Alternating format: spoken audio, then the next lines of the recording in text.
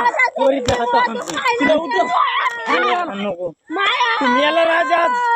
पोरी नको पोरी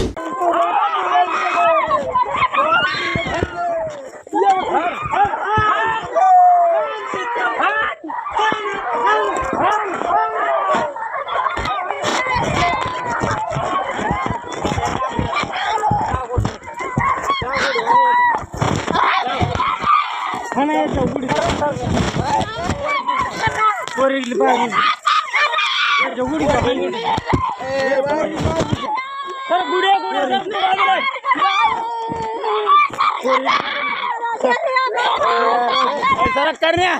बाजू जर तू पाहू नाही बाजू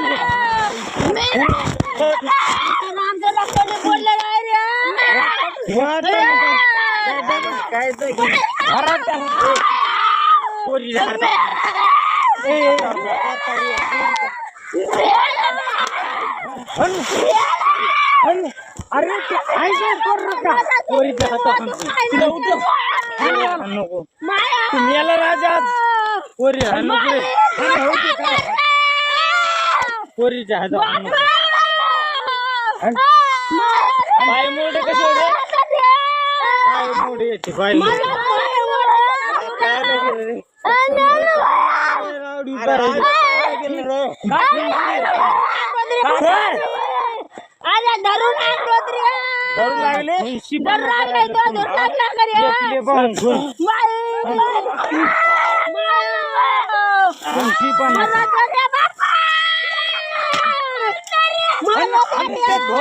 हम काटी आणतो फुलशीपणा करायला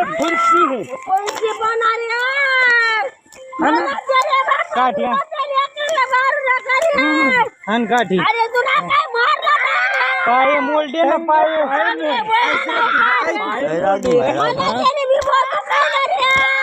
आम्ही आमच्या शेतामध्ये होतो आम्ही शेतामध्ये राहत होतो आमच्या परिवारासहित आम्ही शेतामध्ये घर बांधलेलं आहे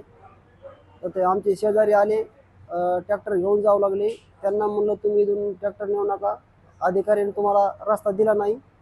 तर ते म्हणले आम्हाला रस्ता इथूनच पाहिजे आम्ही इथून जाणार आमचे वडील म्हणले बा तुम्हाला न्यायचं त्यांना मग आम्ही आमच्या शेता आखाड्याजवळ गेलो ते 8-10 जण आले आणि एकदमच आमच्या वडिलाला आणि भावाला अटॅक केला आणि मला घरात येऊन मारलं त्यांना माझ्या मुलीला छातीवर बसून लुचलं त्यांना आणि माझ्या मुलीचे बोटं मोडले मला डोक्यामध्ये कुऱ्हाड घालून 9 टाके पडले तर 8 तास वडील बेसुद्धा असताना त्याची लवकर दखल बी घेतली नाही आणि आरोपी फरार आहेत अजून पोलिसांना विचारलं तुम्ही त्यांना का पकडत नाहीत तर पोलीस म्हणते ते आम्हाला सापडत नाहीत कारण की त्यांचा रेतीचा कारभार आहे आणि पोलीस पैसे घेऊन मॅरेज झालेत यांचा आम्हाला इतकी भीती आता वाटायली की यांना आज आमच्या लेडीजला मारले उद्या आमच्या लेडीजवर हे जबरदस्ती करायला सुद्धा भिन्न झालेत आम्हाला आज त्यांची भीती वाटायली घराकडे जाण्याची कारण की हे काही बी करू शकतात आम्हाला असं वाटतंय की यांच्यावर काहीतरी कारवाई करावं लवकरात लवकर आम्हाला न्याय मिळावा नसता